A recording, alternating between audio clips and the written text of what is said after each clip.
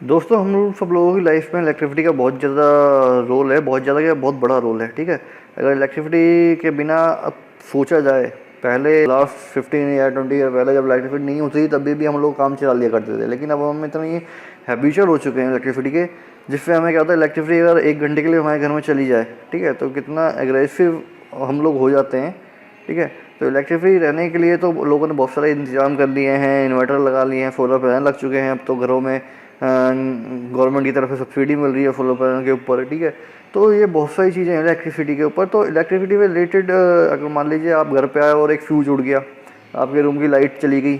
ठीक है, अगर आप घर पे आए आपकी एमसीबी जल गई, ठीक है, मिनीचर सर्किट ब्रेकर जो एमसीबी लगी होती है मेन, उसमें कुछ शॉर्ट सर्किट हो गया, तो उसके लिए रात के 10 बजे अगर ऐसा कुछ होता है तो आप लोग तो बुलाओगे नहीं ना इलेक्ट्रिसिटी वाले को, वो तो सुबह ही आएगा भाई, रात के 10 बजे तो आपके घर पे आएगा नहीं। तो कुछ ये छोटे मोटे काम ऐसे हैं जो आप लोगों को खुद सीखने चाहिए, ठीक है, समझने चाहिए, खुद डिपेंड, किसी पर डिपेंड ना होकर खुद इंडिपेंडेंट बनो यार, कितना बढ़िया लगता है। ठीक है, लोगों ने, भगवान ने 2 हाथ 2 पैर दिए हैं, तो खुद ही अपने सारे काम अगर खुद कर सको, ठीक है, मैं तो यही मानना है कि सारे काम अगर तुम कर सको, मल्टी स्किल्स हो सको, ठीक है, तो ये बहुत बढ़िया है यार। सिर्फ एक तो अगर रात के 10 बजे ऐसा कोई सीन होता है तो पूरी रात तो काली होगी होगी, और मॉर्निंग में जब तुम बुलाओगे तो वो भी कुछ ना कुछ 400-500 बना के जाएगा जाएगा अपने। ठीक है, तो ये छोटे मोटे काम है यार, ये तो खुद हम लोग कर सकते हैं।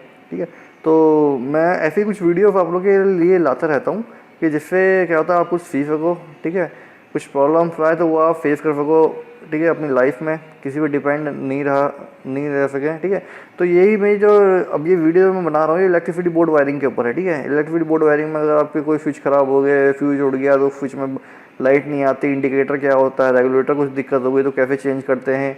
ठीक है, एक स्विच खराब हो गया तो कैसे चेंज करना है, तो उसके ऊपर ये मेरी वीडियोज़ है।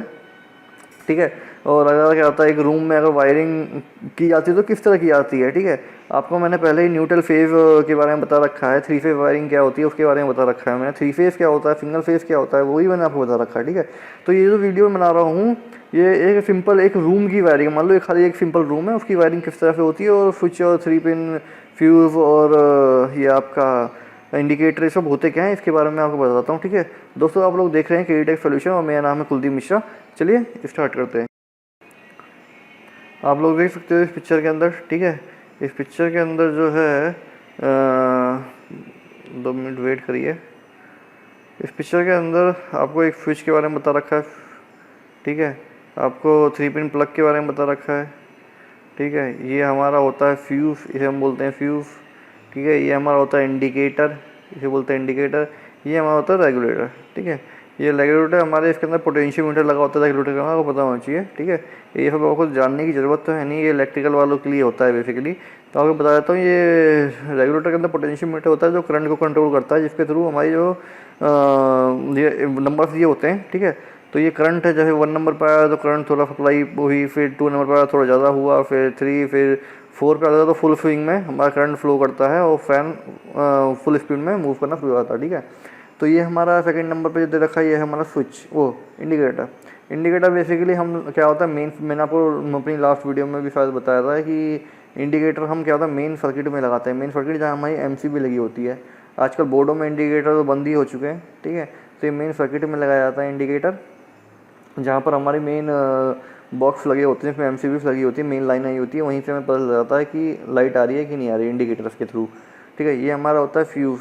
ठीक है, अब तो बेसिकली पहले जो अब से 10 साल पहले या 7-8 साल पहले जो एमसीबी होती थी, अगर आपको शॉक मान लीजिए कि 2 तार कहीं जॉइंट हो गए, शॉर्ट हो गया, तो एमसीबी अपने आप कभी ट्रिप नहीं होती थी। लेकिन आजकल की जो एमसीबी, उसके लिए हम लगाते थे फ्यूज़, जब ट्रिप नहीं होती थी तो बोर्ड में फ्यूज़ लगे होते थे। लेकिन क्या होता है, अब जो है फ्यूज़ लगाने की ज़रूरत पड़ती नहीं है, अब तो फ्यूज़ का यूज़ मतलब मैक्सिमम ख़त्म ही हो गया है। ठीक है, बहुत पुरानी पुरानी बिल्डिंगें बनी होंगी जो 10 साल पुरानी जो आज भी चल रही हैं, उनमें फ्यूज़ होगा। ठीक है, अब तो एमसीबी ही ऐसी आ रही है कि अगर कहीं शॉर्ट होता है तो एमसीबी खुद पे खुद ट्रिप हो जाती है, तो ये फ्यूज़ है हमारा। ठीक है, चलिए आगे बढ़ते हैं। ये मेन लाइन है हमारी। ठीक है, मान लीजिए हमें एक रूम के अंदर एक फ़ैन है, 2 ट्यूबलाइट या लाइट कुछ भी मान लो, उसके कनेक्शन देने। ठीक है, और एक बोर्ड लगाना है। ठीक है, तो फर्स्ट नंबर में मैंने आपको बता रखा है, यहाँ पर जो 3 number first second third, first में हमने फ्यूज़ लगा रखा है, सेकंड में हमने इंडिकेटर लगा रखा है, थर्ड पे हमने फ़ैन का रेगुलेटर लगा रखा है। ठीक है, मैंने इसकी पिक्चर अगर पीछे दिखा चुका हूँ मैं, पीछे वाली स्लाइड में। ठीक है, तो वायरिंग कैसे करनी है वो समझिए। मान लीजिए मेन लाइन आ रही है, मेन लाइन में क्या होता है, रेड हमारा फेज वाला है और ग्रीन वो ब्लैक हमारा न्यूट्रल वाला है, ठीक है। तो न्यूट्रल आपको मैंने पहले ही बताया, न्यूट्रल हमारा कॉमन रहता है हमेशा, ठीक है। तो न्यूट्रल हमारा कॉमन ही रहेगा, ठीक है। और ये हमारा है फेज वायर, ठीक है। तो फेज वायर जो होती है हमारी हमेशा ये हमारी फेज वायर है। तो फेज वायर पे ही हम क्या होता है हर जगह डिस्ट्रीब्यूट करते हैं, न्यूट्रल हमारा सब में कॉमन ही आता है, ठीक है। तो ये देखिए फेज वायर हमारा आया, न्यूट्रल ये आया, न्यूट्रल पे हमने एक फ़ैन को दे दिया, ठीक है, एक ट्यूबलाइट एक बल्ब को दे दिया कनेक्शन, और एक हमने दूसरे बल्ब को दे दिया, और एक हमने ये 3 पिन बोर्ड को दे दिया हमने कनेक्शन, ठीक है। तो ये हमारा तीनों कॉमन है, इसमें कोई स्विच लगाने की ज़रूरत नहीं होती, हम कब हमेशा फेज वाली लाइन पे ही काम करते हैं, ठीक है। तो फेज को हमने पहले यहाँ लगाया फ्यूज़ पॉइंट पे, ठीक है।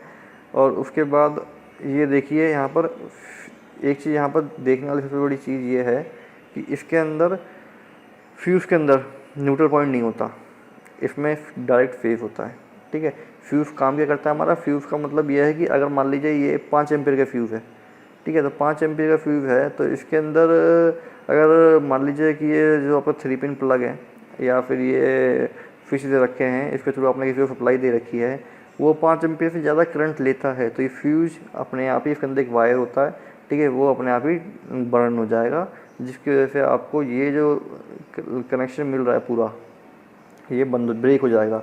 ब्रेक हो जाएगा तो आपका ये भी बंद हो जाएगा, ये भी, सब कुछ आपकी पूरी कमरे की पावर सप्लाई बंद हो जाएगी, ठीक है। अब देखिए, ठीक है, पूरे कमरे की पावर सप्लाई बंद हो गई। तो फ्यूज़ हमने लिया, फ्यूज़ को मेन सप्लाई हमने दे दी, और मेन सप्लाई यहाँ से हमने बोर्ड में दे दी। बोर्ड में तो हमने ये 4 स्विचें, चारों स्विचों को हमने कनेक्शन प्रोवाइड कर दिया इस तार से।